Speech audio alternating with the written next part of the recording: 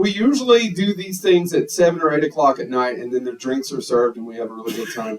The boss this year gave us this wonderful time, so I want to say a shout out to the single-digit numbers of all of you here today. I don't care. We have new stickers to give you. No, there's 10. What did you say? There's 10. There's 10? Oh, but 2 of them work here, and they're bored, and they want to get. They're tired. Are you guys tired? No. Well, usually, don't tell anybody, but I usually serve bourbon for this. I don't think they have to worry about anybody rushing the stage. Okay, I was about to make another inappropriate joke. So, let's go ahead and introduce everybody. You want to start down here, James, to the left, and we'll work our way down. Everybody kind of introduce themselves. Sure. James? I'm James Thomas. There you go. Thanks, Chad. Jesus, tap dancing Christ. That was Chad Jennings. Thank you so much. Let me tell you this edible story. Hey, Chad, why don't you say your fucking name? I'm still feeling the edible. I'm shaking. I OD'd on weed. He's trying to burn you, dude. I don't know why. Did you piss him off before you walked in? What? Brian? Ken? Ken. Yes. No. Ken. Bryce. I think he's just a big, tall stack of angry. At least he thinks you're big and tall.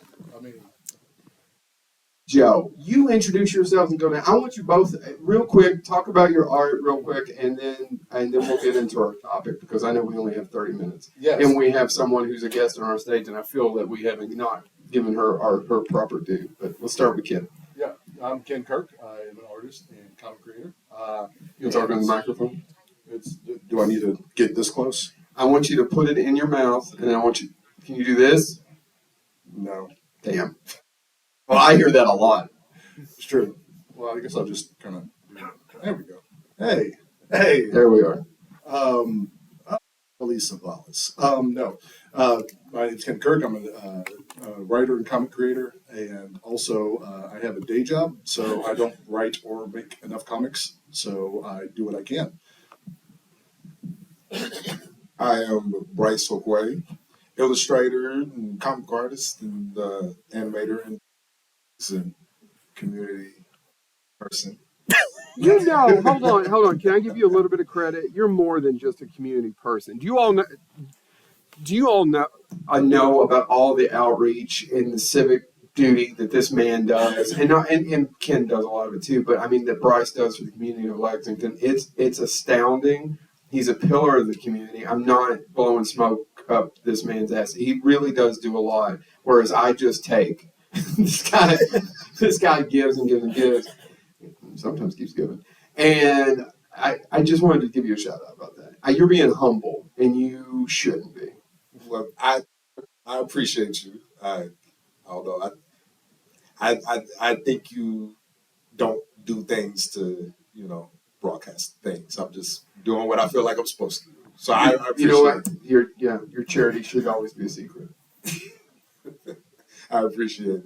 But I agree with you. Yeah. But I wanted some secret to you. I want to tell everybody else about your charity. You do a good job. Well, thank you. That means a lot. Yeah. Trustee. My name is Tressina Bowling. I also go by Tressa. I'm an artist, illustrator. I work at a bourbon distillery during the day. And you didn't bring... I am so sorry. I know you get that joke all the time. I didn't know this was happening. And if I had known... He told us like 2 days ago. No. That was a Different version, Joe. Oh, shoot. No wonder I was all confused. Because I was like, I looked at him and I was like, I know Trey. Tress is coming in clutch. Yeah. Tressa is last minute replacement because she's doing me and Bryce a favor because we're like, we're scared.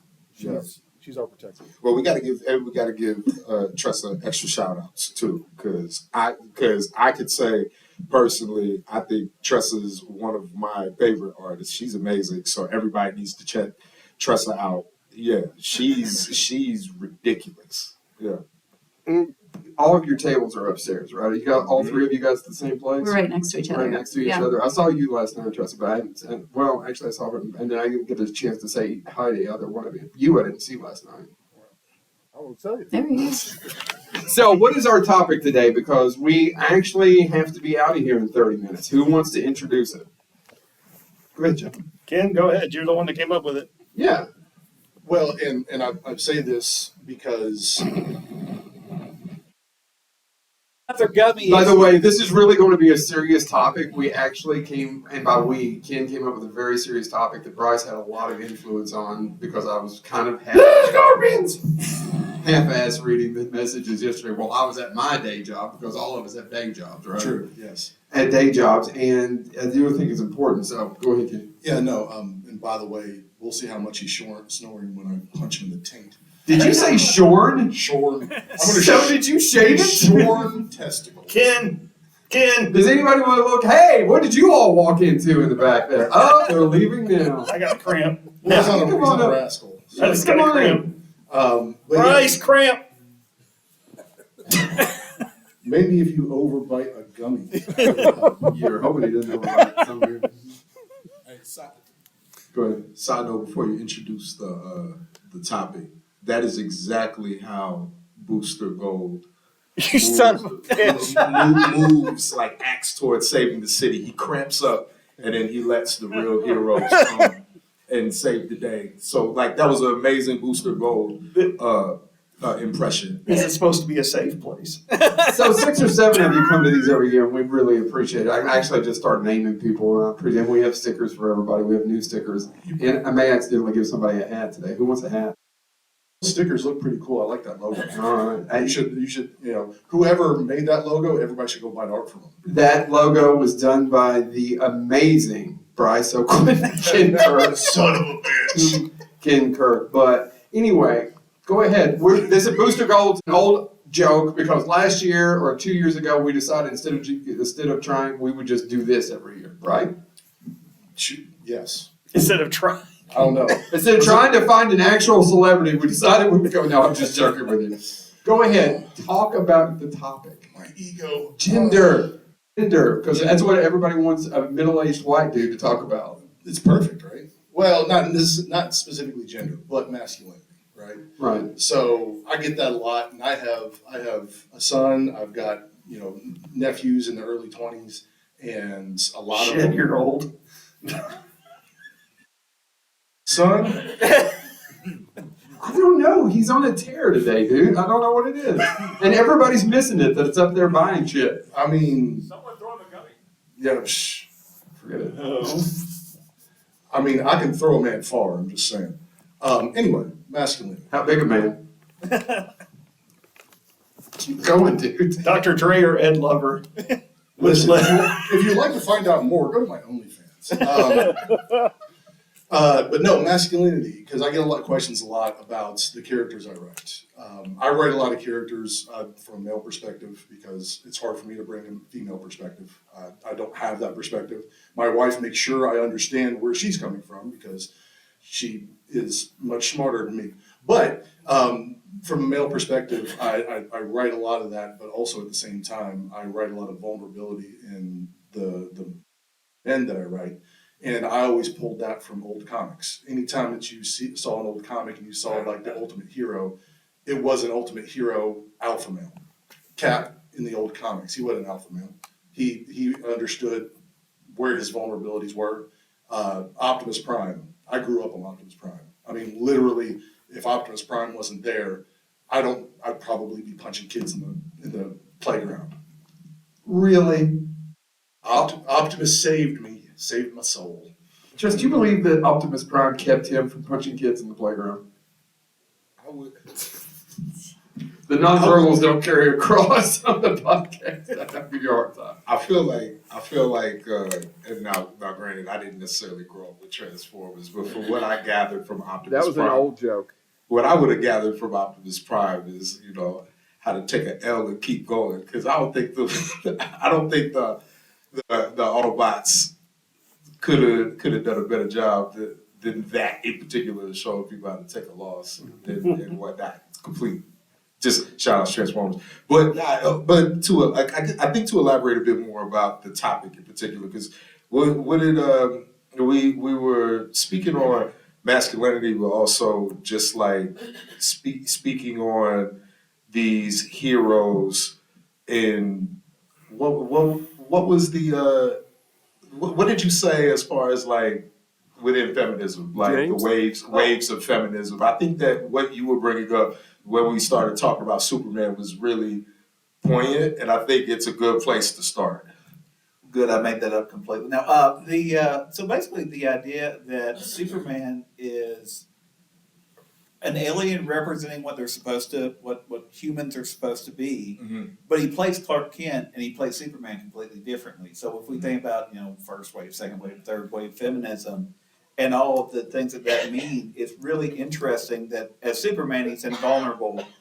As Clark Kent, he's kind of this Midwestern Kansas interpretation of what is a human supposed to be, and he's kind of, depending on the time period we look at Superman, he can either be bumbling or he's kind of, it's a big interpretation of what this hero is and what it means to be a Midwestern masculine man versus what Superman is. Yeah. And so it's a unique way to look at, in different time periods, how his masculinity was talked about. Yeah, and I thought that, I thought that what you put in the group chat was so dope, because I always, like, from my perspective, from anybody that cannot see me, I am a black male, and from my perspective, what? But like, I always thought that Superman was definitely that character that was representative of, like, what people thought the ideal man looked like in Western society. So you had that, like, you had the white male that could come through and, he can fists on his waist, save the day, all these things. And it's interesting because Superman is Jewish immigrant story. So it shows that the way to safely blend into society was to come in and hide as this, bread and butter white male at the time and imitate what you thought masculinity was supposed to look like. So I thought that example was really, really dope. And I would love your perspective on these things, because I think that a lot of times the women's perspective in all these things gets bypassed quite a bit, as far as, like, what all this masculinity and these interpretations of men and women are in comics at this time. Yeah, I agree. I think I've always said that I think there's a lot of strength in showing vulnerability. There's a lot of strength in showing that you don't know everything. And I feel like, there seems to be that struggle that men feel as though they have to put up a front. And so I always see that as, said with Superman, using him as an example, I think that's a perfect example of that kind of dichotomy between the two, Superman and Clark Kent. But yeah, coming from a female perspective,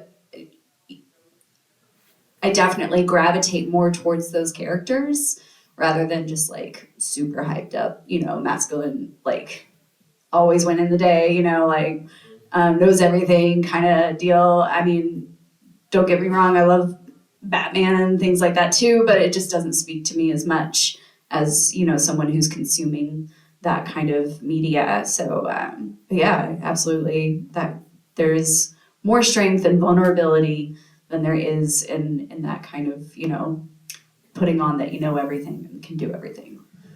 Jessica, do you mind if I ask you a question? I hate to put you on the spot, because that's one of the things we need to work on. It's like, hey, you don't represent being put on the spot and having to talk about a whole culture or a whole, just about all females everywhere.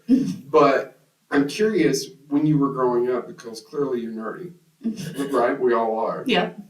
Otherwise, we wouldn't be here unless we just accidentally somehow got dropped here. You're nerdy. What were some of those ones that you were talking about you kind of gravitated towards? Can you give us more examples? Were there certain cartoons? Were there certain characters? Well, maybe with superheroes that kind of, it's like, oh, that makes a little bit more sense. Yeah. Because I think of movies like, for example, and there are movies I love, like Predator. Well, that's nothing but masculine. Right. But that works for that movie. Yeah, yeah. Do you know what I mean? Right, but it also, that movie is an hour and a half.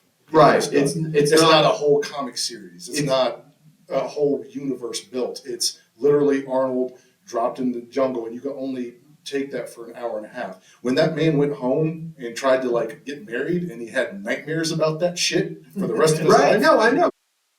It's But- not told because but- that's not that story. Exactly. Yeah. I grew up. I loved watching the original Star Trek series. Like some of my earliest memories were watching You those. seen it, James? Yeah, I'm vaguely aware of the original story. Have you heard of it? Yeah. My I son's think there's a memory guy is here continuous. from it. Yeah. And while Captain Kirk was very much kind of the time like seen as like a masculine character, it had such a wide range of characters that were played by men, but like different levels. Right. So I gravitated towards that. He-Man was one of my favorites. But it's literally called He-Man. I know, but Yeah, I really loved She-Ra. She-Ra! And during the day, he ran around in pink leotards. As a prince, yeah. Who doesn't? I know. And when you look back on him now, Disagree. you're like, oh, okay, all right. Prince Adam. So yeah, those were, I would say probably two of the top ones that like earliest memories being gravitating towards. But yeah, I would think that like just Star Trek as a whole is a great example, of that wide range of, all the way from like super masculine to, showing great vulnerability in characters. Yeah, because you can take any one of the captains in Star Trek and say, yeah, there's masculine parts of that, but there's also other parts. Like I would contest that Janeway was more masculine than Picard. Yeah. Dude, that's not a really, yeah, I think we all know it. Yeah. Yeah, it's not even a really, what'd Yeah. you say? We all got that. Yeah, and but at the same time, like I wouldn't look at Picard and go, that's a chump. Like Mm-hmm. No, I'm joking. Yes. I was gonna comment, going into that, looking at the other captain, Cisco. Cisco was probably the toughest, meanest one of the bunch, but at the same time, a few years ago on TV Guide, they talked about TV dads. He was on there, among all the old guys from like the 50s and all that kind of stuff about what a great dad is. Cisco was on there, so he definitely had that other side, showing that he was a parent who genuinely cared about his son's benefit, and even his best friend, Nog, that character, he was kind of looking out for him too. Well, and the start of Deep Space Nine, the first episode, he is still in mourning over the loss of his wife. He is still, that becomes, why do you exist here? Are you asking me that? Because you looked me right in the eye and said, why do you exist I here? knew you would get the illusion. Is the joke corporeal? It's Now that's an obscure Star Trek Deep Space Nine reference, okay. But so it's a great point. I was In never a space? Star Trek person. What? Ken, what's new? I was always more attracted to like kind of like more of the Chubby guys? street level heroes and that type of thing. Chubby bearded guys?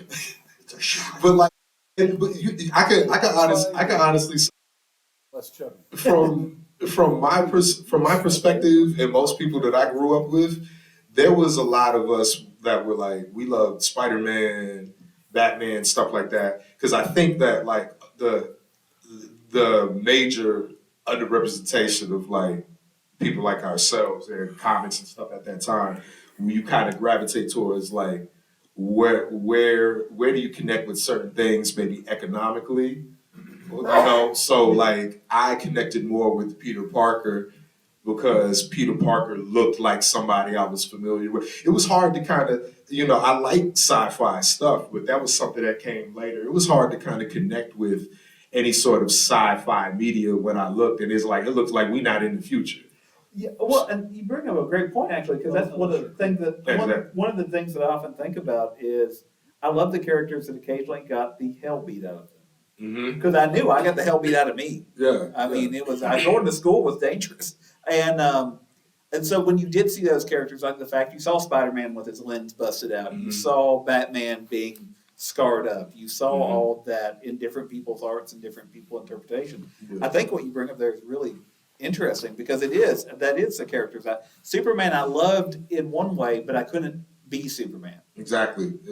Well, and you connect with the vulnerability of those characters because, like, regardless of any sort of connection that you can make, be it with sex or race or whatever, like you can understand what it's like to deal with like certain types of opposition and things. So like a person like Peter Parker always stood out. Batman, I always enjoyed Batman, but at the same time, that disconnect was always like he's the angry rich dude. I felt like it would have honestly been a lot more spot on to have made Batman black, in my opinion.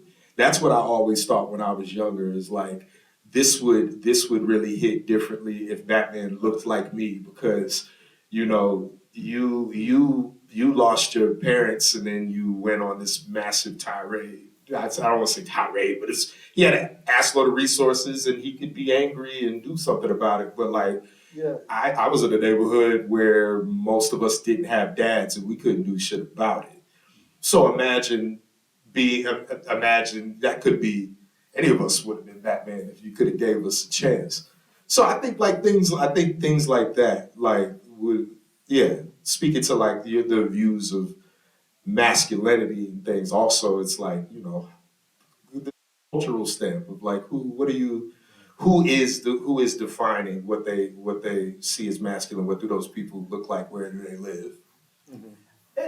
And it's interesting that a lot of the hyper masculinity comes out because of that loss. Even thinking about the Punisher, what causes Frank Castle to become the Punisher? They kill his family, Yeah. and he's lost it. He doesn't have anywhere to go. You finally brought up the Punisher. Thank you. Well, that's what I'm here for. I'm a but, plant. but no, I mean, and that's also the Punisher is a product of misrepresentation. Like everybody everybody gravitates who wants to be alpha male, hyper masculine, gravitates towards the Punisher because surface level Punisher is guy sees bad guy, kills him, nobody can stop me, right? That is not the Punisher story. Like you said, Frank Castles is a damaged man. He hates himself. He does this and he hates the system because the system's completely broken. Time and time again, the writers of Punisher have said over and over again, and Punisher misrepresented in that space. And, right now you could find, 100 people with the Punisher sticker in the back of your truck, and they wouldn't know who Frank Castle really is from Adam, right? But they just see that and they see that, oh, that's a stamp of masculinity. It's like, it is, but not the way that you think it is. Well, I was gonna say, yeah, I think even the new Daredevil series flashes a scene where one of the corrupt police officers has a Punisher tattoo, and obviously his Punisher is going to pop up in that series, and it's just an immediate commentary on what all that means. The Punisher is another character that I always thought would have been definitely benefited and received differently culturally if he was black. The Punisher. Well, I mean, we had an example of that with the Black Panther Party. I mean, that was basically, you could kind of just sum that up as a Punisher and what happened. That's so you tell that story differently. There's your proof right there. You were going to say something? No, I was just agreeing with everything they were. When he said that the Punisher was African American, I completely agreed with him on that one. Yeah. Well, I was going to ask you all a question because more too. Out of everyone up here, I know the least about comics. So kind of going around the horn, what are some of the ones that you don't think get enough credit? So we can really look, I know you mentioned a couple before, but what are some of the comic book characters that are able to show masculinity, or at least in a healthy way? What are some of the ones that you think had a big influence? Well, I'll go first, and this is going to sound odd, but you have to have read it from front to back to get the whole thing. Preacher, I can see that. he starts out, he loses his father. The people who killed his father called him a crybaby, so he never cried again. And then at the very end of the story, he starts crying and realizing, oh, being a man isn't just not crying. I mean, it's very like paperwhite, surface level stuff. But when you read the whole story, it's a lot more layered, right? I think that's a great example of it right there. It's surface level, but it's not surface level because so many of us are told that. Yeah, We were absolutely. raised that way. That is what we were. I mean, and I don't have a terrible story. My dad did the best he could, and it was a good dad. Yeah. But we all know people that way, Oh, and yeah. we don't know. We know a lot of people, especially if you're of a certain age. They were raised that way. Yeah. No weakness. Spider-Man, Peter Parker. I always thought he was the best example of that. And then I've always we talked about it earlier. I love Heroes for Hire. I felt like Luke Cage and That was going to Iron be my Fist. answer. Was Luke? Yeah, that like Luke. I think Luke Cage always was. Yeah, like I could see in a lot of things that look very, very familiar to me in Luke Cage, and I definitely thought I definitely thought his character was always outside of some of the tropey things that they did was pretty well written. Yeah, and I mean later on, like when you got to the New Avengers type era with Luke Cage. I mean, when Jessica Jones became pregnant, and he was like becoming the father figure, and Mm-hmm. you know, and taking on the role of a leader of a team. Yeah. Like Luke Cage, like I thought became a whole new character. Yeah, or in like the early things where like Luke Cage, where you see what it looks like when a person has a less than ideal past, Right. having to like reshape what their present looks like, and having to deal with what it looks like when society views you a particular type of way, regardless of what they even know about your past. So it's like he knows who he is and the mistakes that he's made, and he's carrying that. But people are looking at him as if they know anything about his past before they even really realize who he is. So he has to like go the extra mile to be a hero, but also kind of address the fact that he doesn't really care if they think he's a hero or not. Right. So it's like it's like a really I always thought Luke Cage was like really handled really appropriately. That's why he's always been one of my favorite characters. Yeah. Tristan? I also don't consume a ton of comics. I'm nerdy in a lot of other ways, so I don't know that I would be able to give like a solid comparison. I mean, I always feel like It's a tough question. It It's right on is. the spot. I don't mean for it to be, but it's just No, kind it's of cool. delving in, especially because all of you have just a ton more knowledge about it. And I know, like, sometimes somebody goes, "You do this at Comic-Con?" Well, yeah, but well, I do it for other reasons. Yeah, Yeah. I will say like Spider-Man, Peter Parker is a great example. I mean, in Miles too, you know, because like I have a 4-year-old boy, and so he gravitates a lot towards a lot of different things. Like he loves the new Spidey series, you know, thank God, because I get to watch it with him. But you know, also like making sure that he understands that it's okay to like consume other types of media, that it doesn't matter. Like his birthday was Gabby's themed. So like, but it's like, you know, just making sure that he's like, he knows that it's okay to, you know, as a boy to like love all those things. So I would say Spidey is a great example, and Peter and Miles of examples of, you know, boys that have a lot of power, but again, you know, the whole with great power. You all know that one, right? No, You know, comes do you know what? the end of that one? It But you comes know, a lot of just heartache and bruising And taxes. and taxes. And taxes. Great power comes. Well, no, actually, well, we're not going to get political. Sorry, but yeah, no, I think those are great examples. James, did you have one? Oddly enough, I was sitting here thinking about it and hearing what everybody else said, especially Preacher, it made me think of, and I don't think he has an ongoing series right now, but DC in the late 90s launched Resurrection Man. And it was one of the favorite characters I read because he finds out the opening of it, in this tagline on the first issue was, "He's dying to save you." And it opens with him he sees 2 young children getting ready to be shot, and he jumps in front of them and he dies, and then he wakes up in the garbage bin where somebody's just dumped him, and he ends up realizing he doesn't remember anything. But every time he dies, he comes back immune to whatever killed him, but it keeps cycling through. And what's really interesting about the original run of it is, since he can't remember anything, he's trying to go back and figure out who he is. And what he finally figures out is he was a terrible human being. And he has to rediscover that he was terrible. Like he was abusive to his wife. Because he is now who he is, he can't recognize himself anymore. And it made me think about, very similarly, that journey of he didn't remember who he was, and when he finds out, he's not happy with who he was. James, am I making this up? Wasn't the villain in the first Resurrection wasn't the villain transgender? No, actually, at one point though, because his immunity, they found a way to cause him constant pain, and because women actually during childbirth have more of a natural ability to dampen pain. When he came back, he actually came back as a woman. That was one of his reincarnations, so he could address pain better. So like Doctor Who. Yeah. Because we're wusses. We've got about 3 or 4 minutes to go before we have to clear out. So what I wanted to end on is something that Justin actually. I was going to say, we're going to have a sing along real quick. Or? No, what I wanted is you said it down there, and I was sitting here and I go, man, that's actually where we should go last on this.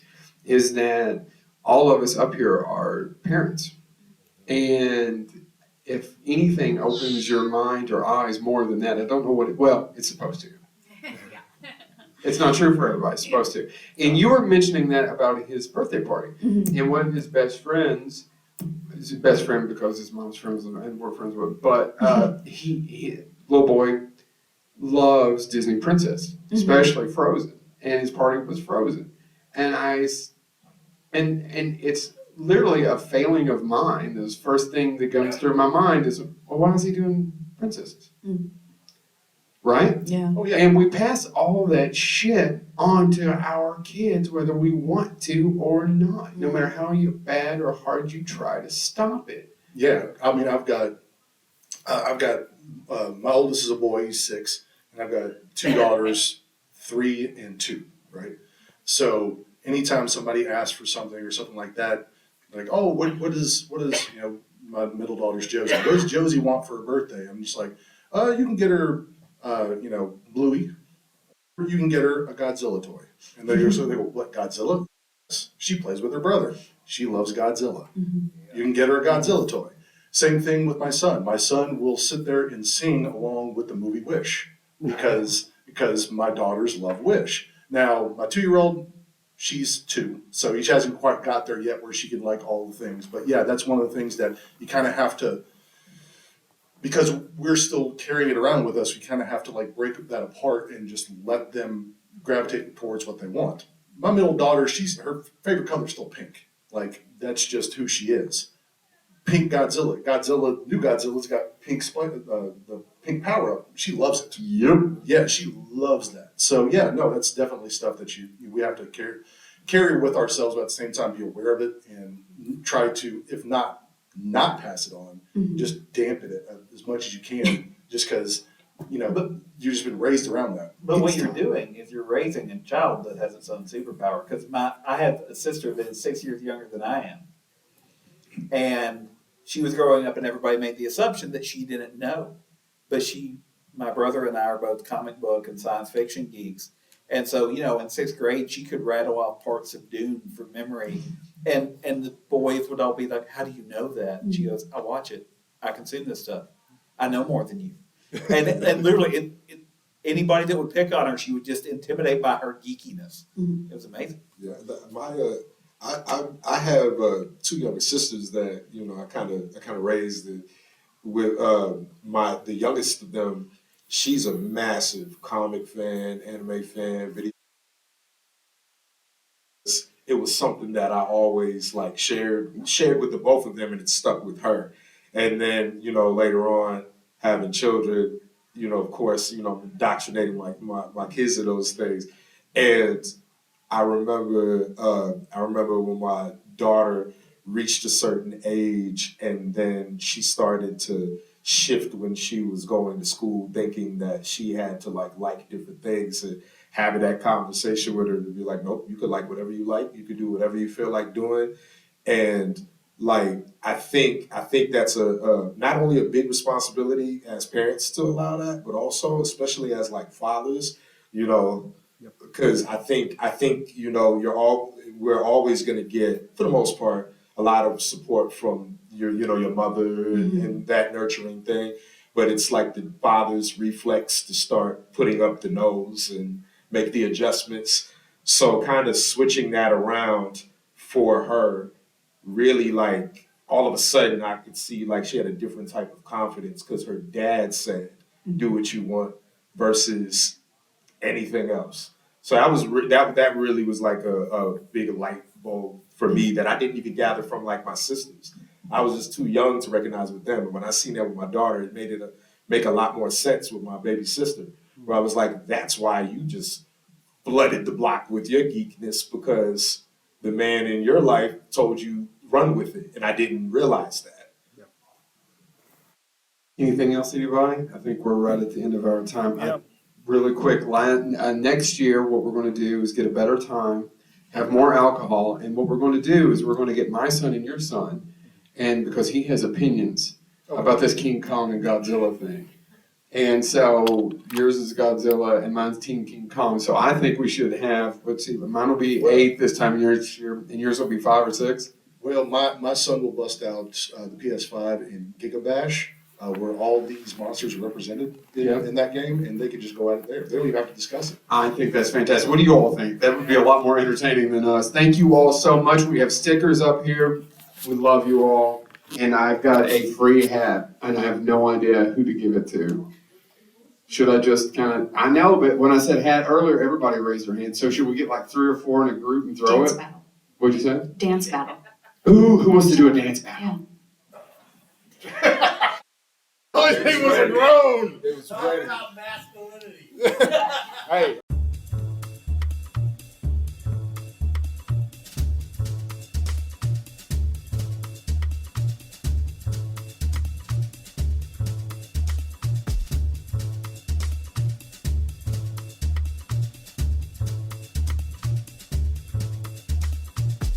Ah.